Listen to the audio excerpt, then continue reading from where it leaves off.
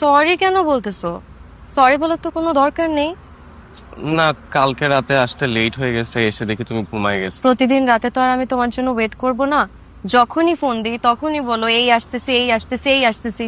আচ্ছা রাত যদি একটাই আচ্ছা বাজে। বাবা, আমি বুঝলাম তো তুমি আমাকে রাগ করছো। দেখো আহিল, আমি কালকে রাতে তোমার জন্য ওয়েট করিনি। তোমাকে আমি 2 দিন ধরে বলতেছি যে আমার শরীরটা ভালো না, আমি একটু ডাক্তারের কাছে যাব, চেক আপ করাবো। তোমাকে জিজ্ঞেস করে তো আমি ডক্টরের অ্যাপয়েন্টমেন্ট নিলাম। তুমি সময় দিতে পারো না। আচ্ছা তুমি যদি আমাকে সময় নাই দিতে পারো তাহলে আমাকে একবার বলতা, আমি শুধু শুধু তোমার জন্য ওয়েট করতাম না।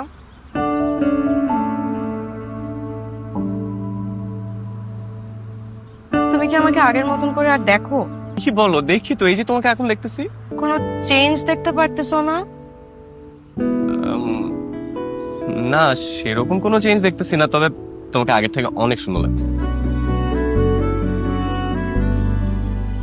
আমি নতুন হেয়ার কাট আর ভ্রু প্লাক করছি।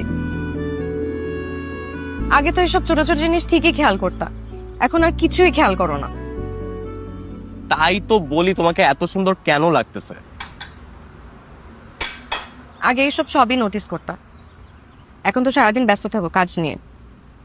এমন একটা ভাব করো যে আমি তোমার জন্য এক্সিস্টই করি না।